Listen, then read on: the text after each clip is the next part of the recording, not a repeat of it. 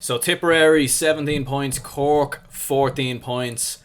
Wow. Oh my goodness. I mean, yeah, the shocks keep coming in the Munster Football Championship. I mean, who would have predicted Tipperary to win this Munster Football Championship before a ball was kicked? Nobody would have predicted it. Absolutely nobody.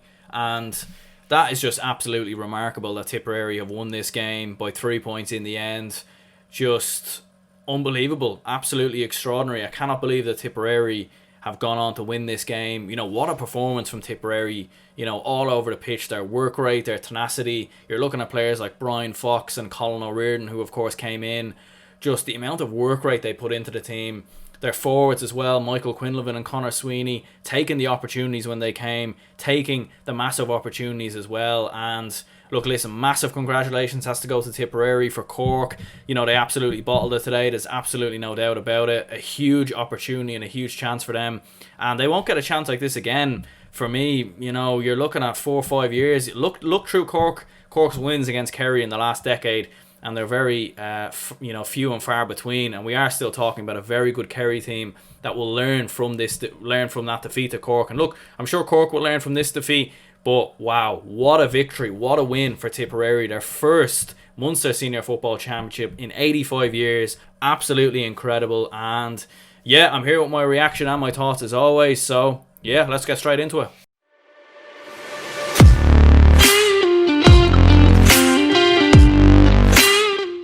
What's the story, everyone? It's Aaron here from GA Fan TV. Of course, I'm back again with my thoughts and my reaction after Tipperary have ran out 3-point winners over Cork. And as I just said there in my intro, what a massive win for Tipperary in the end. But I suppose before we dive and dissect this game, what we'll do, of course, first of all, is have a look at the teams that took to the field here, first of all. So we'll have a look at the Tipperary team, first of all. So Evan Comerford in goal, you had Alan Campbell, Jimmy Feehan and Colin O'Shaughnessy in the full-back line. The half-back line was Bill Maher, Kevin Fahey and Robbie Kiley.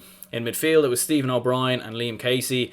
And then in the half-forward line, it was Conal Kennedy, Michael Quinlivan and Colin O'Riordan. The full-forward line was Brian Fox, Conor Sweeney and Coleman Kennedy. The Cork team then, so you had Micheál Martin in goal, Kevin O'Donovan, Maurice Shanley and Paul Ring in the full-back line. You had Tyg Corkery, Sean Meehan and Matty Taylor, of course, in the half-back line. Killian O'Hanlon and Ian Maguire in midfield. John O'Rourke, Colm O'Callaghan and Rory Dean in the half-forward line. And then the full-forward line was Luke Connolly, Brian Hurley and Mark Collins. And yeah, just looking through some of the scores on the day. So Conor Sweeney hit 7 points in total, 4 of them from place balls. Michael Quinlivan hit 5, 1 of them from place balls. And Liam Casey, Kevin Fahey, Evan Comerford, all contributing on the score sheet as well. Evan Comerford with that late point laid on, of course, from a free just around the 45 metres area was absolutely massive as well. Luke Connolly was superb in the first half for Cork. He was probably the man of the match up until he got taken off at half-time with an injury. Scored 4 points and 3 of them were from frees. So Luke Connolly really contributed. Mark Collins, to be fair, had a great game as well, and he contributed with a couple of points. But in the end, Cork they've absolutely bottled it tonight. There's absolutely no doubt about it. Really poor performance from them in this game. For me, Cork were trying desperately to try and work the perfect score. They were hitting it from side to side. They were waiting for the right opportunities. And they were playing with fear and they were playing within themselves. And you could tell that there was a lot of nerves in this Cork team coming into this. And I think the worst thing the worst thing to have as a coach or as a manager going into a final is when you have a bunch of young players who are inexperienced and are playing in a final that they're expected to win. It would have been much easier for Cork if they played Tip in the semi-final and then Kerry in the final. And if that had been the case, if this was a semi-final, I think Cork would have won this game. But because of the nature of the pressure that was on Cork coming into this, it's unheard of that they go into a Munster final as massive favourites. And look, listen, everybody knew that Tipperary had talents in their team like Michael Quinlivan and Conor Sweeney. But the real question was, how are they going to get the ball into that forward line? What's their work rate going to be like? Because they weren't even great against Limerick in the semi-final. Like, I watched that game versus Limerick, and Limerick should have beat them. Limerick cut them open defensively time and time again. Could have easily scored 3 or 4 goals, and that was the big worry in this game, that I thought that Cork, when they get into Tipperary's full-back line, that they would be able to turn them over and they would be able to score a number of goals. But Tipperary's work rate in this game was absolutely fantastic, and I'm looking at Brian Fox in particular. So he was playing a full forward, but he wasn't really. Like, he was drifting into midfield, sometimes in the half-back line. He was all over the pitch. Like, if you could find the heat map of Brian Fox, he would be absolutely everywhere, entirely over this pitch. He was like a fox in the game. I mean, he just didn't let down throughout the entire game. He was absolutely outstanding. Man of the match for me. Just, he didn't even score in the game, but he was getting blocks in, he was getting tackles in, and he just never let down whatsoever. And in the 60th minute, he was taken off because he was absolutely exhausted. He gave absolutely everything for Tipperary in this. And you're looking at players like Colin O'Riordan, another massive contender for man of the match in my opinion, especially late on in that second half when Tipperary were struggling a bit. You could tell they were, crumbling a bit with the pressure. They knew they had a lead to manage. They weren't sure what to do. They were trying to kick scores at times in situations where really they should have just kept possession. And Colin O'Riordan was just brilliant at slowing things down a little bit and also catching a lot of high balls from the kickouts of Micheál Martin and even sometimes from, of course, Evan Comerford as well. And yeah, Tipperary in the end, just massive. In the end, they played without fear in this game, and they were coming into this game as underdogs when in reality they probably have a better forward line than Cork when you take out the likes of Luke Connolly and Paul Kerrigan, who didn't even feature in this game as well. Massive surprise in that instance. Brian Hurley, not his best performance in my opinion. Mark Collins looked bright, as I said before, hitting 4 points, but just not enough drive from Cork in this game, not enough confidence, a real lack of belief at times in the final area of the pitch. And to be honest, it was there from early on.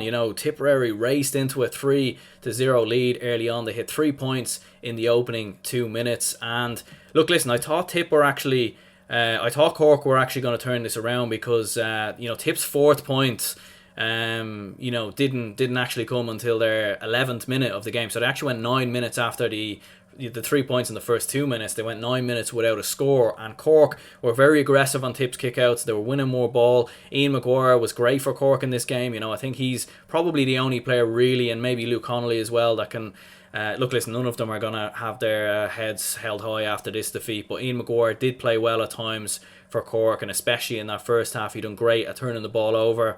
And Evan Comerford was struggling a little bit, not terms of accuracy of his kickouts, but Tipperary were struggling just a little bit to win ball off their own kickouts. And I think it wasn't actually so much Evan Comerford, to be fair. Like, the accuracy of his kickouts were brilliant. It was just more so that Cork were swarming on the midfield, and Tipperary just needed to kind of take the sting out of Cork a little bit and maybe go short from a couple of kickouts and just build possession a little bit.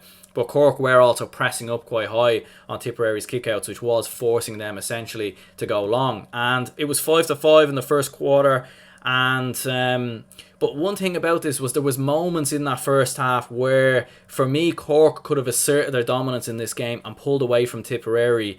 Tipperary in, I'd say, in the opening half, and even in the second half to a certain extent, they weren't amazing going forward. They didn't create numerous chances, but Cork, for whatever reason, they just kept possession, they kept the ball, they kept moving it side to side, very lateral passes, and they just couldn't take advantage. And, I think Tipperary didn't even hit too many wides in this game as well, which I think shows that, they were very clinical in front of goal, and, they played without fear, and they took their opportunities when they came, and they weren't afraid to hit it from 30 to 40 metres at times. They weren't afraid to take the more speculative shot, whereas Cork were just nervous and just lacked belief in themselves. And it's surprising, you beat a team like Kerry.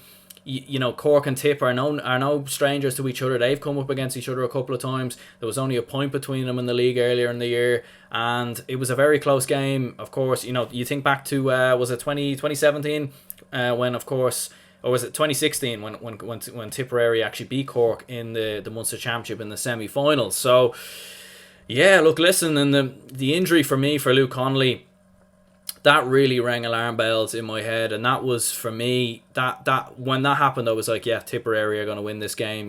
Tipperary will only need to score 3 or 4 points in the second half and they'll win it, because unless Cork found something, unless Cork were able to kick more points from distance, they would turn the game around, but they just didn't. They weren't getting. It wasn't necessarily that they didn't have the players to kick points from these distances. They just weren't getting the players in the right positions. And Mark Collins at times was finding himself in and around the middle, not getting in the right positions. There wasn't movement from Cork's forward line. They didn't bring on Paul Kerrigan, in my opinion, which they should have done. Luke Connolly obviously goes off injured. How big was the injury? It obviously must have been massive if he wasn't able to play. You look at Tony Kelly yesterday for Clare. When he was injured, he soldiered on. How big was the Luke Connolly injury? We'll have to wait and see. And even Tip's goal chance in the 36th minute, when the goal was ruled out, Luke Casey, obviously he was outside the pitch of play, came back in and was able to fist the ball on the back of the net. And obviously rightly so, it was ruled out. The referee was able to spot it, of course, unlike the Cavan Down game last weekend.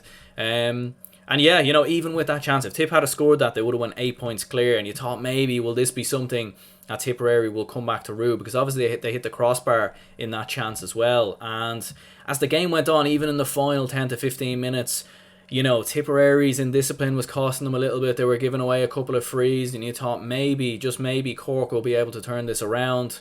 But they didn't. There was nobody there to pull the trigger for Cork in the half forward line at times. There was no one there to take the big opportunities, and Tipperary's work rate and tenacity in the end was just too much for Cork to handle, and Tipperary ran out 3-point winners. As I said before, my man of the match was Brian Fox. Absolutely extraordinary performance from him. He was getting blocks in, tackles. He was covering the entire entity of the pitch. He was absolutely everywhere.